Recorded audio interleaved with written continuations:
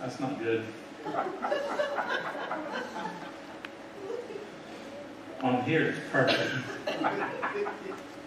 And back there it's not. Okay. We can still do what we need to do.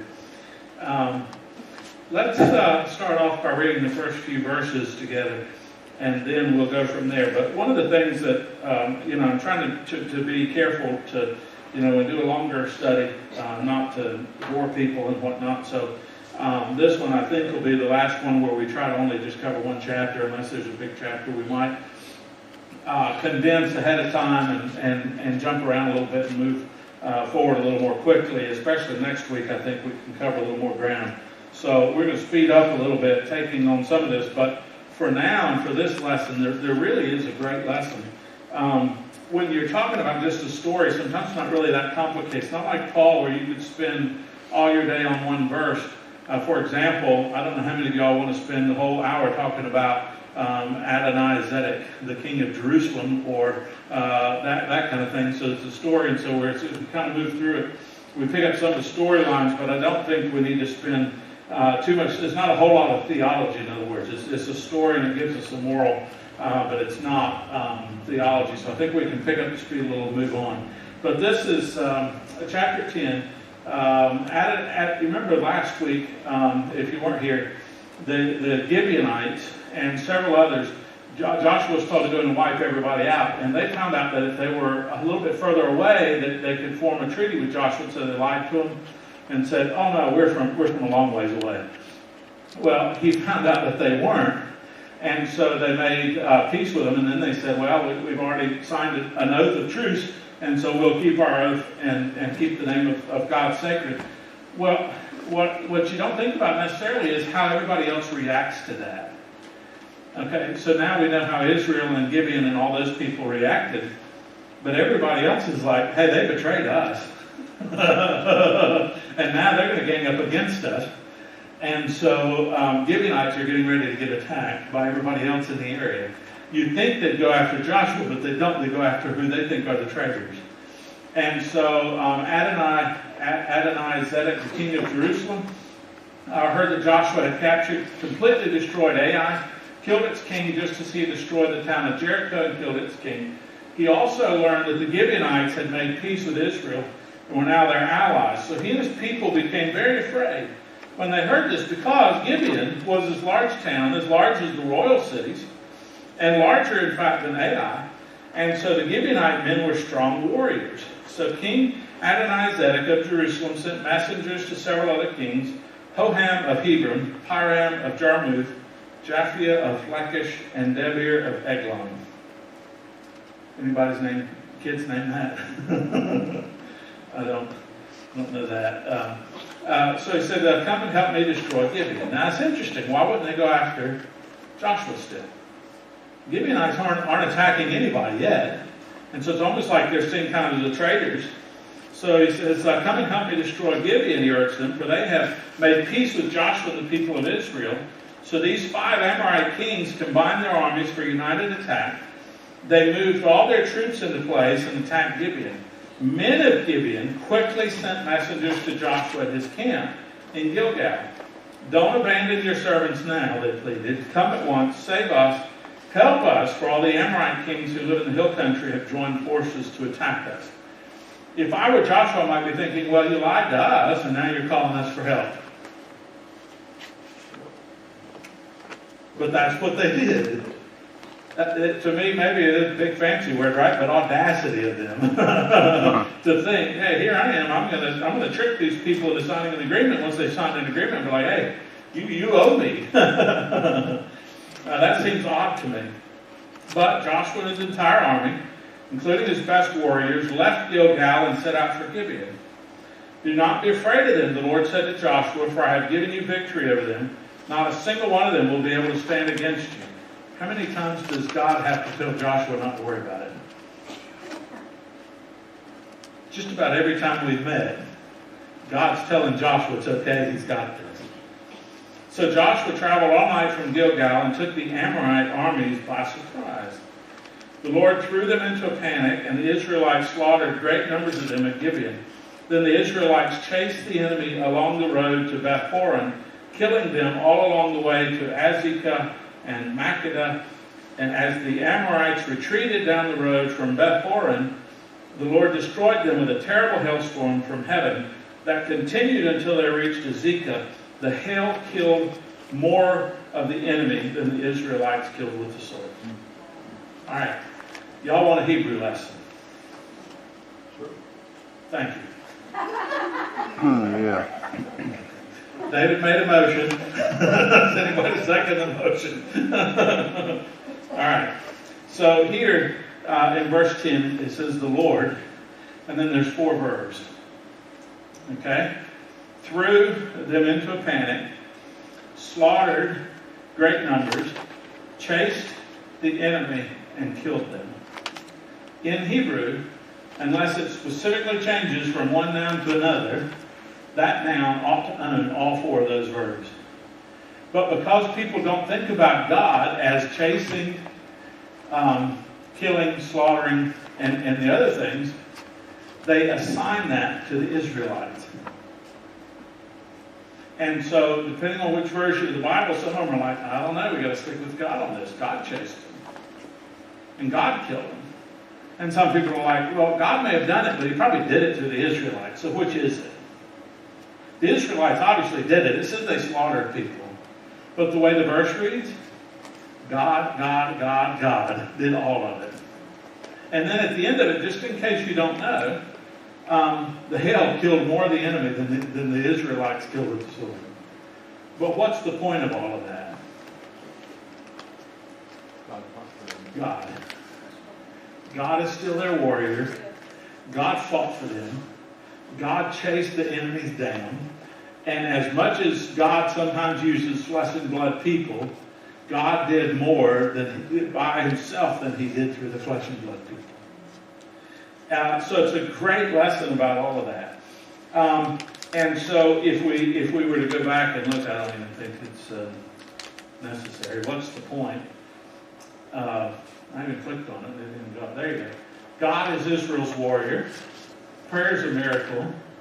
And then there's a physical sign of God's victory, and then God gave them victory. And so we see several things that are happening in verse 9, 1 through 11. What's the point? Yahweh's the point. Yahweh's the warrior, and Yahweh gave him the victory. So chapter 10, what's chapter 10 about? Chapter 10 is about God. What has every other chapter been about? God. God uses Joshua. God uses the children of Israel. But he's the one doing all of these things. So it's interesting to me, how many of you know your geography real well? Let's have a geography lesson. Y'all want to have a Hebrew lesson in geography? I just said I was trying not to make this boring, and look here I go. I don't have a laser pointer thingy. Did anybody have a laser pointer thingy? Okay. All right. On the left, upper left, helps me to look at this way, so we're looking at the same picture. Top left over here is Goshen. That's where the children of Israel left. There's several plans of where people think the children of Israel went, but they did go down to Mount Sinai and around. So they came down through this Sinai Peninsula and came back up. And then what they did at the end is, instead of going straight up into Canaan, can y'all read Canaan line along the right side there? Yep. Instead of going straight in, they go around, and there's a little body of water at the top right. And just above that's the Jordan River that pours into the sea there, the Salt Sea, the Dead Sea. And they come in from the side. Okay? And so I got another map. Y'all want maps? All right, there's the body of water. Instead of coming up the side up here and just going straight up into Canaan, God says, I want to do something different. Right? He wanted them to cross over the River Jordan because it was spectacular. But let's find out just how smart God is. See where the circle is? That's where they're all camped out. They get a couple of the tribes on the east side, and then they're going to cross over the little river. It's hard to see the river there because of how far back the map is. And that blue line, the one that just goes straight over there, is what Israel's conquered so far. They made one little trek up north to Shechem to do the altar, and then they came back down. They're hanging out right where they passed over. and then they came across. So what they did, this is what made everybody nervous. The central countries, the central city-states, I guess, Gibeon and all of those others made peace. And so Joshua basically cut in half north and south. Everybody's thinking, hey, if these people come at us, we'll put our fortresses down here, we'll stop them. Guess what the Israelites did? They came in right in the middle, and they divided everybody. Okay? So if you were going to have some kind of consolidated effort, now you can't speak to the people up here very much. The ones down here can't communicate, all because the ones in the middle turned tail and ran, right? And so Joshua, what's making all these people threatened is, basically what he did was go through, and instead of coming up from one side and everybody joining forces and just holding them off right there, went around, crossed over a body of water when it was dry, cut basically the north from the south, divided. If you look at it, even in the day, Samaria is up top and Judea is down here, and in Galilee they would have gone, the three major regions of that area, cut off Judea from Samaria and Galilee, cut them in half, divided them, which was a huge strategic military advantage. And everybody's thinking, the ones in the south are thinking, if they come down this way, we got nothing anymore. Even in order to communicate with the ones up there, they would have had to send messengers, and now they have to send messengers through enemy territory to communicate with other people. So remember, they were trying to all join forces. Now he's cut them off from that. One of the things that I think is so interesting about Joshua, the book of Joshua and how the story is told, is that our God is so smart and strategic, right? And so a lot of us think about, it's also this warrior. One of the things that we're tempted to do now is think of God as gentle and soft. And there are some analogies that fit with that. People think it's a shepherd, but a shepherd wasn't very gentle or soft. If a sheep ran away, remember the image of the one sheep that left you now? If that sheep kept running away, you know what the shepherd would do? Break his leg. Break his leg. Put him on. You know, you've seen the pictures of a shepherd here. That's because he broke his leg, and now he's saying, wait a minute, we need to talk. So you're going to hang out with me for a little bit, and you're not going to run away. And as the leg would heal, the relationship between the shepherd who's carrying would be renovated, and then the sheep wouldn't want to run off so much. That doesn't sound meek and mild. I know that there's pictures of Jesus being meek and mild, but there's also pictures of Jesus thrashing the temple because they made it into a house of money, a den of trading money and cheating people, and all this other stuff. It was supposed to be a house of prayer, place to meet God. The image of God in many places is an image of a warrior who fights for his people. I think we sometimes don't carry that enough into our lives, that we have a God who's fighting for us. And not just any God, but a God who is intelligent, smart, and smarter than the others. Right? A God who's not going to get outsmarted. And so we forget that sometimes. And even if we don't remember our geography or whatever, just being reminded of this helps us remember just what a strategic advantage it was for God to say, no, we're just going to cross over this river, because nobody thought they were going to cross over the river during flood season. So the preparations could not have been there for that kind of thing. And so the red line is where we spend the rest of our chapter, because the red line is where Joshua and all his people are going to take off and follow them. But here's another interesting thing. So it says, on the day of the Lord, verse 12, on the day the Lord gave Israelites victory over the Amorites, Joshua prayed to the Lord in front of all the people of Israel. And he said, let the sun stand still over Gibeon and the moon over the valley of Ajalon. So the sun stood still, and the moon stayed in its place until the nation of Israel had defeated its enemies. Is this event not recorded in the book of Jashar? The sun stayed in the middle of the sky, and it did not set as on a normal day. There has never been a day like this one before or since when the Lord answered such a prayer. Surely the Lord fought for Israel that day. Then Joshua and the Israelite army returned to their camp at Gilgal. All right, so Joshua's going to take off, and they're going to follow all these people. Remember the hailstorm?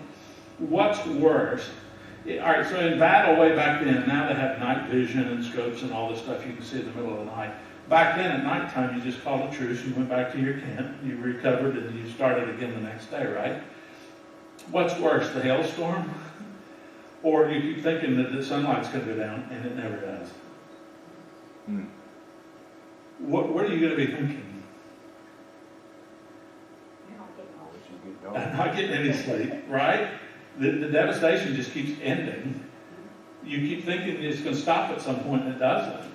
I'm thinking at that point that if whoever's attacking us brought hail with them and caused the sun to stand still in the middle of the sky all day, maybe they got God on their side. You know?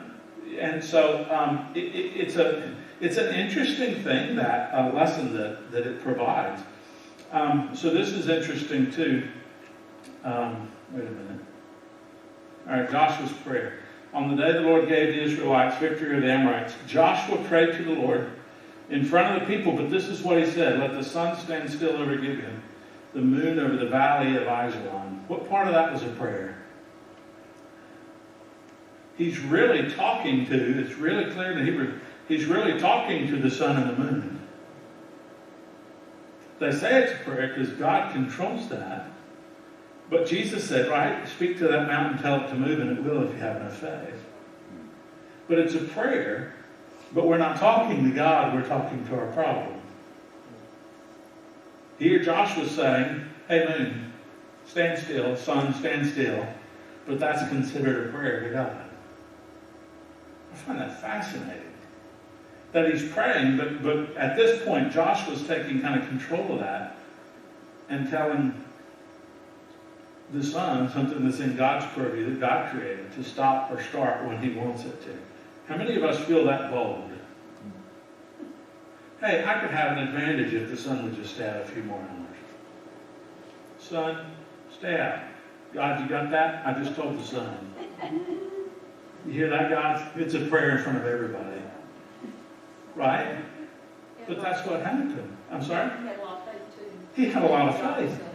All right, and so here's the interesting thing. A miracle happened because of prayer. But isn't every prayer a miracle? Every prayer is God supernaturally changing something that he answers. Whether it be healing, whether it be our sin, confessing our sin, and he washing it away. That's a miracle. That's God taking care of something on a supernatural level for us. When we pray, when was the last time you thought, I'm praying for a miracle? If we're praying for someone who has a disease to be healed, sure. But what prayer is not a miracle? And the whole idea that God, in his infinite wisdom in heaven, looking down over that, and Joshua walks up to the sun and says, stand still. God's like, okay. God wasn't necessarily going to do that by his own self. It didn't say God planned to shut the moon down, the sun down. But Joshua's like, hey, let's give this thing a try, right? I just think there's boldness in that faith. To me, that was very fascinating that it would record that and then tell us that basically it stood still for that amount of time. There's a lot of people that's obviously a very, when it says that the sun stood still, there's a lot of people who question what that meant or how it was done in the same way as, hey, wait a minute, how did that water cut off? But what it says is pretty crystal clear in that situation. Verse 16, and there's a lot more reading in this one because this one is like 43 verses long. Here's what, so the five kings that attacked, they're during the battle, the 5 kings escaped and hid in a cave at Makkedah. When Joshua heard that they had been found, he issued this command: cover the opening of the cave with large rocks and place guards at the entrance to keep the kings inside. The rest of you continue chasing the enemy and cut them down from the rear. Don't give them a chance to get back to their towns, for the Lord your God has given you victory over them. It's still, the things that are done and the way they're done are trying to impress the people that they can still win this battle. Which is fascinating to me that they keep needing that reminder, but then don't we all? So Joshua and the Israelite army continued the slaughter, completely crushed the enemy. They totally wiped out the 5 armies except for a tiny remnant. that managed to reach their fortified towns. And the Israelites returned safely to Joshua to camp at Makkedah. After that, no one dared speak even a word against Israel. All right? Hail, sun stood still. Everybody in the region who was afraid after Jericho and Ai is now thinking, yeah, that was an introductory lob. Like that was nothing compared to what God is doing.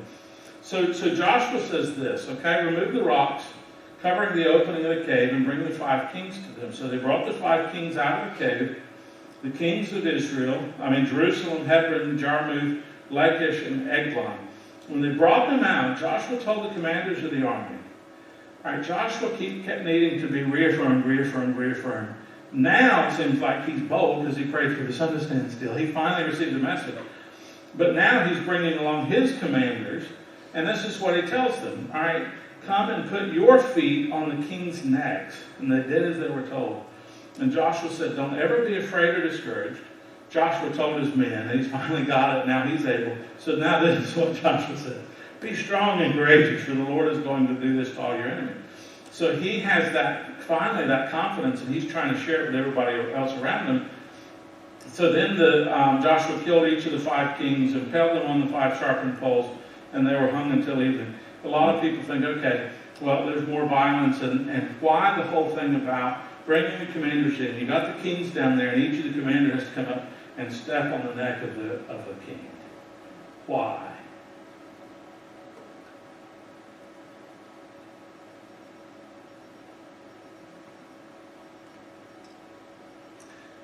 If signs and symbols are important, right? 9/11, right? They went after buildings that they thought would have the most people, were the tallest, were a status symbol of some sort, and had all this financial stuff in it. They were trying to cripple America by knocking down 2 buildings. It was a huge symbolic hit for those things to come crashing down, right? This is meant to be a symbolic hit to everybody around. Crossing the Jordan River, the wall of Jericho coming down after they played their trumpets. All of these things are symbols. You remember the one time I mentioned that they went up north for a while and had the one blue area, they went to Shechem, they set up the altar. All symbols. Here's the question I have. Does God put signs and symbolic things in our life to teach us things? Like what? Let's make some connections here. Teach us or remind us. Yeah? What physical things are in our life that are there to remind us of spiritual things?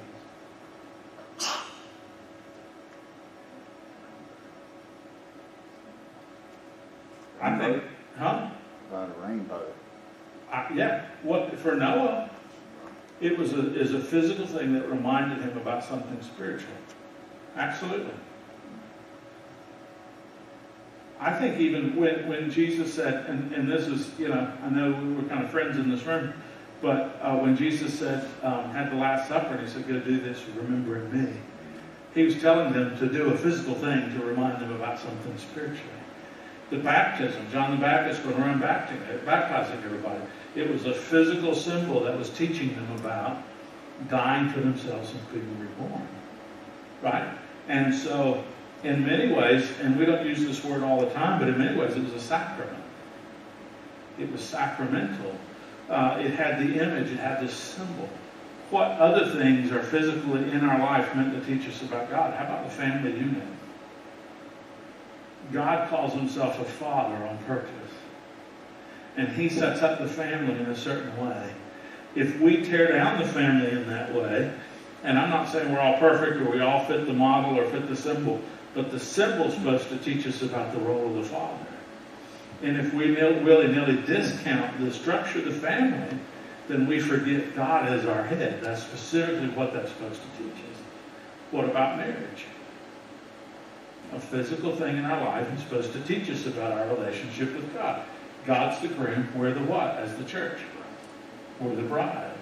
God said all the time, he said, do this, do this, do this, do this. When you do, you're supposed to remember. The Pharisees, what the problem with the Pharisees was, They did all the ritualistic things, but forgot the meaning. So, like, they would wash a cup to purify it for something. And so, instead of washing the inside of the cup, they would wash the outside of the cup. And he said, y'all don't like that cup. You're clean on the outside, but not on the inside. And so, what Joshua's doing by having them stand there is giving them an object lesson. We talked about the feeding of the 5,000. Where was the object lesson?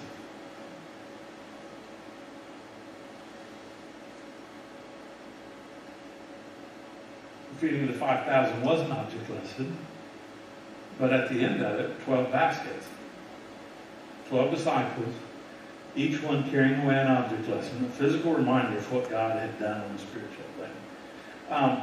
All of life is rich with, full of, pregnant with Christian symbolism. God is teaching us through all of these things who He is and what He's doing. And it's meant to remind us who He is. So there's so many things down through the ages that God set aside for that. How many of us now, when we see a rainbow, we think about God's faithfulness and mercy?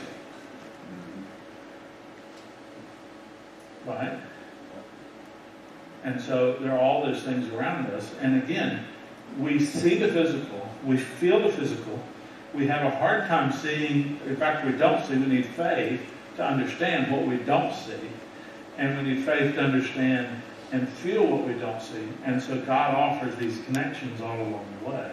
And so really this is a big object lesson for, particularly that part where He says, come and put your feet on the king's necks. In those cultures, one of the worst things you can do is show somebody the bottom of your foot. If you're in a place like Dubai and a prince is walking along, how many of y'all sit like I do? And we sit down here and we pop up our leg. You know? So they'll have minders go through the airport to tell people like us dumb Westerners who don't know their society and their rules, to show somebody the bottom of your foot is a symbol of disrespect. Remember when George Bush went over to there and somebody threw their shoe at him? That's the biggest symbol of disrespect. So it's really a symbol of, I'm higher than you, and I'm better than you, and I'm showing you the bottom of my foot.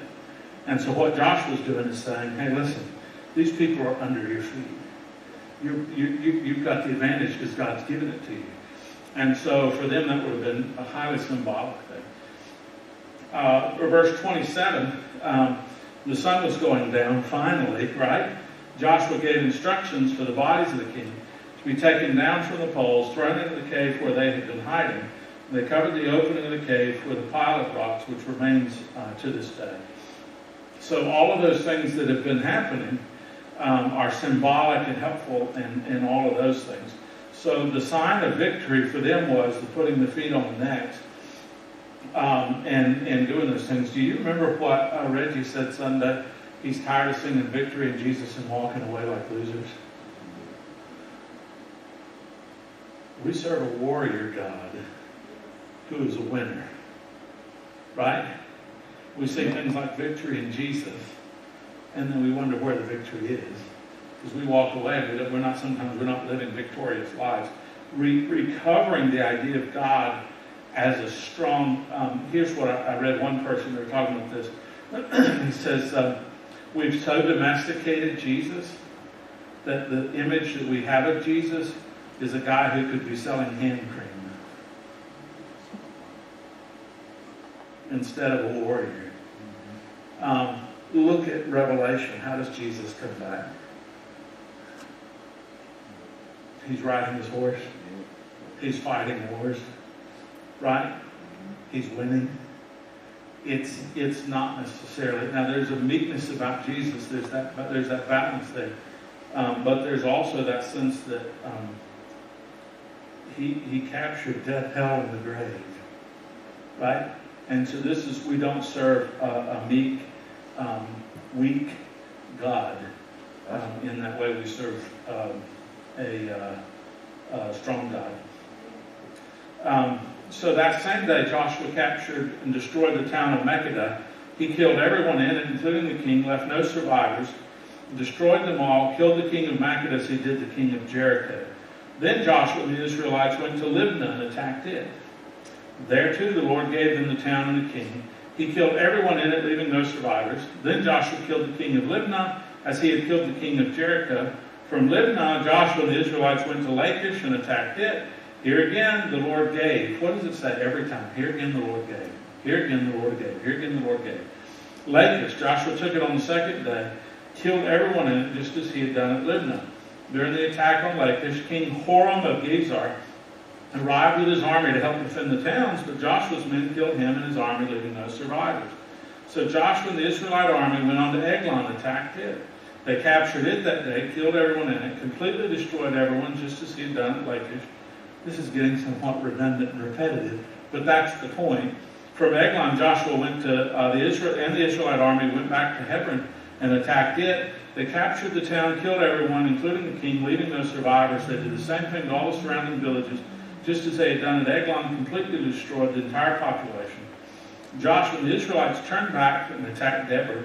So it's kind of like they're going back and forth. I can show you the map of all the places, but it's even hard for me to read. He captured the town and the king, all the surrounding villages, completely destroyed everyone in it, leaving no survivors. He did to Deborah the king just as he had done to Libnah and Hebron. So Joshua conquered the whole region, the kings and the people of the hill country, the Negev, the western foothills, the mountain slopes. He completely destroyed everyone in the land, leaving no survivors, as the Lord, the God of Israel, had commanded. Joshua slaughtered them from Kadesh Barnea to Gaza, from the region around the town of Goshen to Gibeon. Joshua conquered all these kings in their land in a single campaign for the Lord. The God of Israel was fighting for his people. I contend that same God fights for us. And Joshua and the Israel army returned to their camp at Gilgal. So here's the map again. Joshua comes across, makes peace with all of them. They get attacked over here on the left, and Joshua basically does this zigzag all throughout the middle of the southern population, destroying all the major towns and all the villages along the way. And basically, in one campaign, a handful of days, he had cut the whole place in half, and in like 3 or 4 more days, he's wiped out the whole southern portion, and the only thing that's left is the northern. Now, Joshua did it, and it says several times that he wiped out the whole thing, That's what he talks about doing.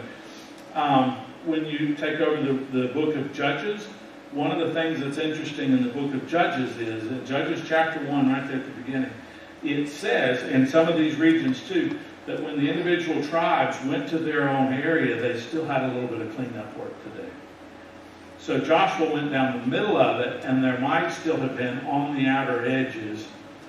So basically what he did is wipe out all the big cities, and then there would have been little villages around it, but there might have been further, because it says that they still had. Or it might be that once he went back up north, other people moved in or whatever. So it is interesting that here Joshua makes it sound like everything was wiped out. But in Judges, when all the individual tribes went to all their areas, they still had a little bit of work to do themselves.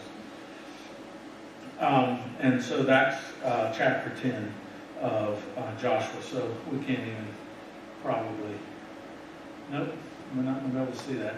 So y'all see when we put up songs that the program Easy Worship that we use, it enlarges it to fit as much of the screen as possible. I found an easy way of putting my PowerPoint presentation in there. But what it does, I had been loading it picture by picture, but this time I loaded the whole presentation, and what it did is it enlarged it to the size of other stuff. So I know how to fix that, I just didn't realize that it had done it. So next time I'll pay more attention, because I looked at my notes in there, they're fine. I just had to put them up there. So next time I'll try to fix that. But here are the questions. Why is the picture of Christ as a warrior so uncommon today? I don't want to think about retribution. No? I want to make it meet the mouth. Yeah. We have watered down the Son of God who did that. And that's why I think sometimes it's so easy for us to sin and break that relationship, because we're like, what's going to happen? And going back to the book of Joshua and seeing the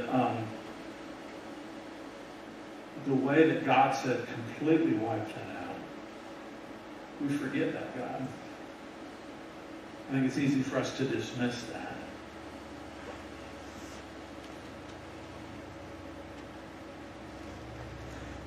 I wonder if we're still amazed when God answers prayers. It's a miracle. We're praying for God to do something miraculous every time. Sometimes I think we've almost, the difference between a wild cat and a domestic cat. I was reading today, I don't know how many we told some Sunday, we're under contract to buy a house right up the road. We started sold ours. More prayers for that, but we're going to buy a house right up the road. And I was reading the HOA stuff, they tell you what you can have and you can't. We're allowed to have one cat outside and one dog outside. And I was thinking about, that seems pretty odd to me to say you can have one cat at the HOA. But the difference between a wild cat and like a house cat, we've turned prayer in many ways. Light, when we pray for light to find the darkness, it's a violent act. You think about it when you turn a light switch on in a dark room, the darkness is violently cast out. There's no room for it anymore. Just like that, it's gone and vanished. Right? And I think sometimes we have domesticated or house-trained to make it comfortable, to follow our rules of where a cat ought to go. Right? We've domesticated God and prayer. You know about prayer that can move a mountain, or prayer that can tell the sun to stand still? I don't pray big enough prayers. Finally, Joshua does. So that's good. We're in our story and we're learning to pray bigger prayers. So do you see signs around you that strengthen your faith? Symbolic things that God put in your life to remind you, hey, I'm still God. What are they? We can be almost anything. Yeah. But when we was coming back from New York, when we was traveling at night, and an angel wings just followed us all the way from New York back to North Carolina. Yeah. It was just, but they knew that we shouldn't be out there driving 24 hours all at one time. But it's the analogy that Reggie used on Sunday about the TV, and he said, oh, it's on, it's going to be on anyway. The question is, are we tuned in or not? Mm-hmm. I think those signs, I think those things are there all the time. The question is, are we looking out for them or not?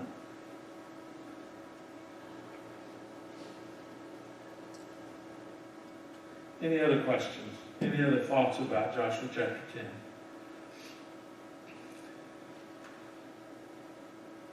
It's really only 11 and 12 that are still about defeat.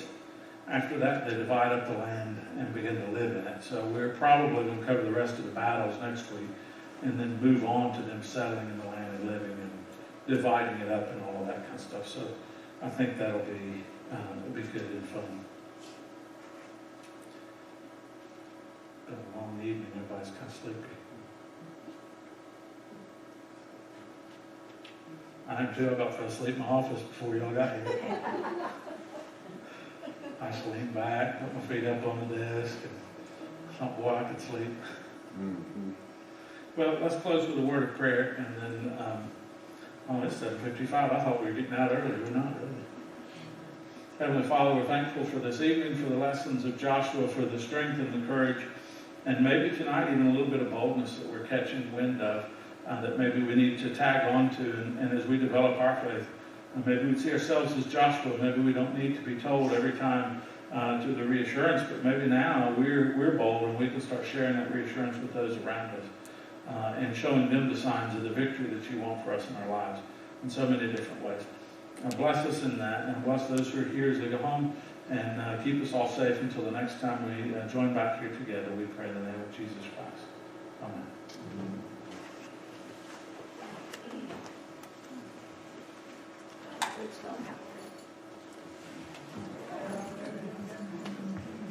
We're going to practice a song after I'll church. just come over here to look for something. Okay. I just thought maybe you was turning the sound No. off. We're going to sing. If you were asking about something, I was gonna check to see if it was back. All right. Willie, we're gonna practice. I'm looking at something else.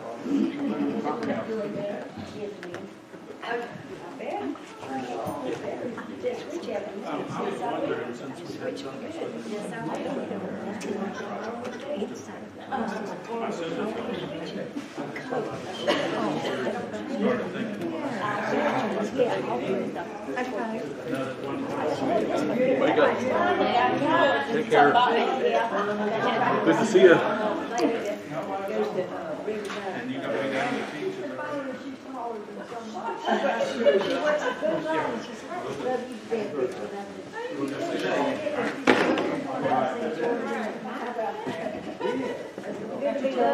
But we celebrate. Yes. Right. Happy birthday to you. Happy birthday today. Whose birthday is it today? Barbara Jean. Happy birthday, Barbara. It was Barbara.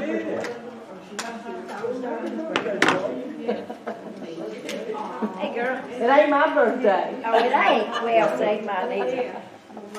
And it's just another day, honey. Just another day. I'm working a little bit right now. Yeah. I know, and I need a battery. I said, sure did. Every time I need some. I get some more. I got it. Working at the honey plant in the warehouse. Yeah, I'll take care of it. Not for practice. I'm just going to get this buttoned up and I'll get the lights. So they just have to turn off one or two switches. Okay. I got it. You're gonna have to. I got it. I got all the doors. You are relieved of duty. No more drinking for you. Happy birthday, Barbara. Oh, he does. You have a good night. You too. Hey, David. How you doing? David. I'm doing good. I hope you are. Update and shut down. What do you need, Norma? I'm getting Jill a microphone. Okay.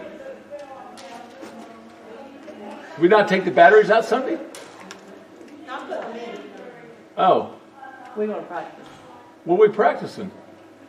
Jim wants to sing some Jill wants songs. to sing a song. He still won't do it for weeks now, so we're going He to try said to tonight practice. at supper, he said, I don't know if I'm gonna sing this or not. I said, yes, you ought to.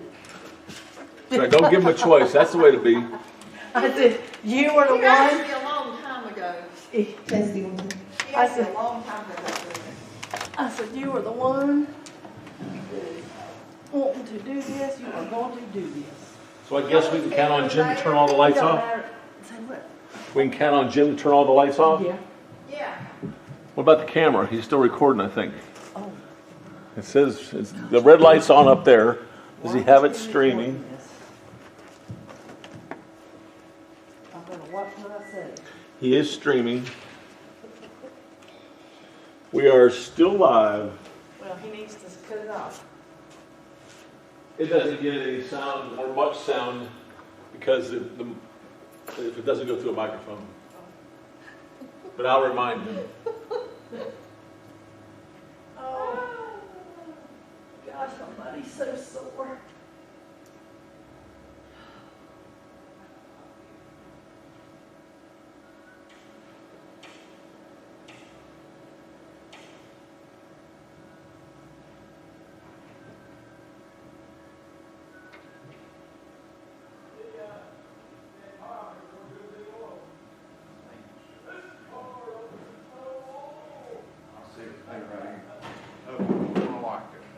All right.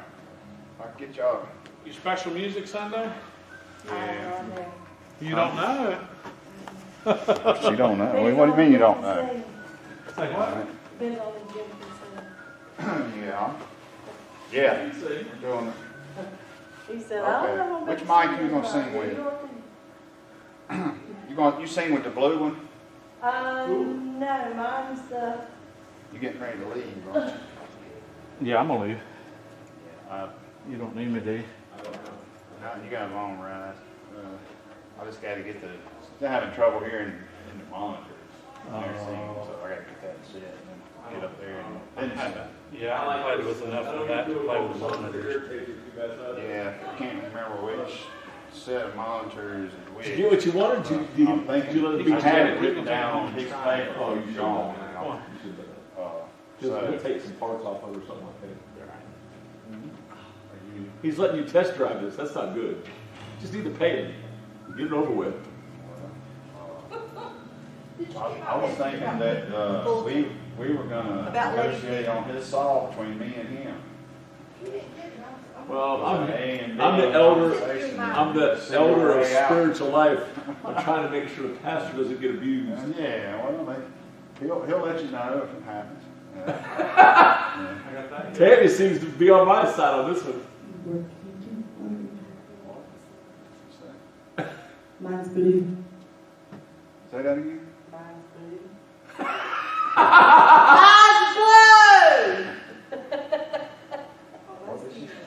You're working him too hard.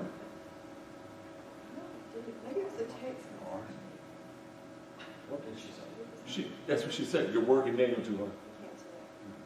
That's what she said. I promise you. Oh, what's wrong here? What did she? tired. He's Here, yeah. Yeah, I'm not working. What am I doing? Sunday, Sunday. This, Tuesday. all we gotta do is keep up with the week. Wednesday, Yeah, Thursday, it's Friday. Okay. Sunday, How hard can that be? Thursday, Friday, Saturday, Sunday, Keep my Monday, schedule. Tuesday, Wednesday, Thursday, Friday, Saturday. Well, how's You that? keeping my schedule, I mean, she should be used to that. You know, Jesus will know if you beat him down on this price too much. Well, where's You your? know how you watch it. If he's that worried about it, then whatever you pay me, if I wanted more, I'll just, Yeah, that'd be good. I'll cover the just difference. subsidize. I'll subsidize. He's just subsidizing. All you're doing is. Because he's awfully worried about that chainsaw. I'm worried about you is what I'm worried about. Yeah, he's talking That's my about- job. As the elder of spiritual life, I'm supposed to protect the pastor. Yeah, he's not working too hard. How can I get your number on here? You didn't go with me Monday night. Okay. All right. I told him, That number. Jim, And Tuesday. this is what I told him. 953 Repeat after me. 68 No, 99. no. Okay. So I've got him All in right, training. so let me see if I can forward it to you now Yeah, again. you got the note. You want me to carry this out to your car? Carbon copy. Yeah. Well, let's see. I'm gonna leave it right there where I can see it.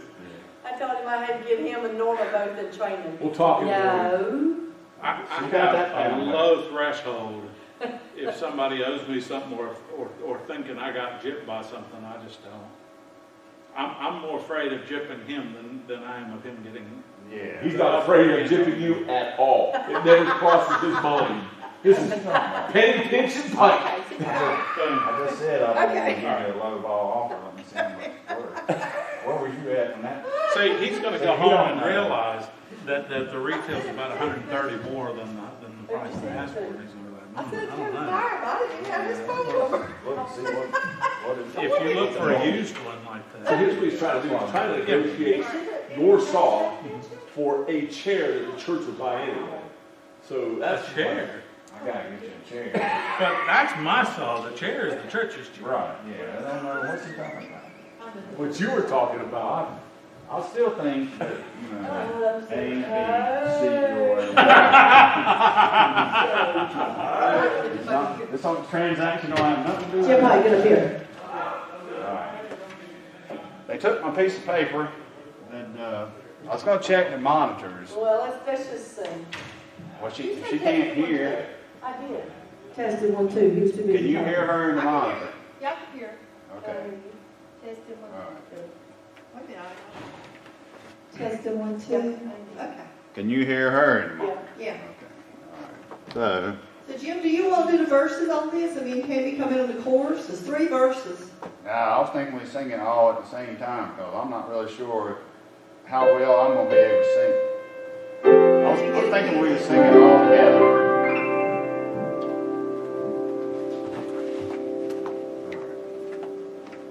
Yeah, I'm thinking I don't even know.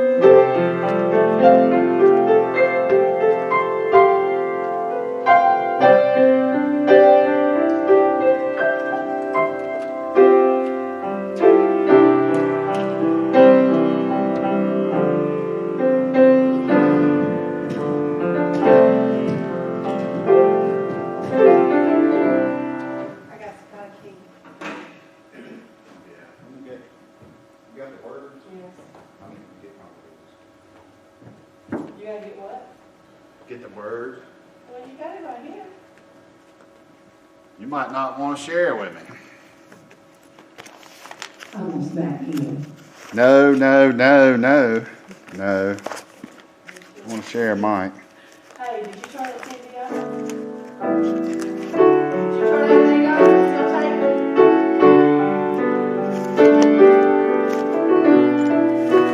I don't know.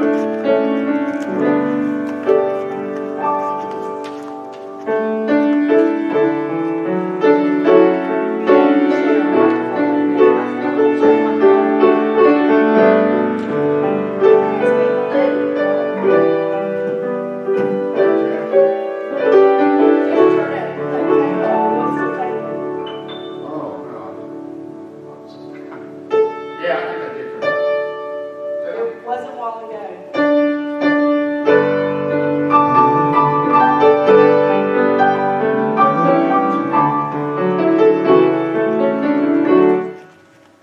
I don't know what you're doing. That's what I got. Yeah.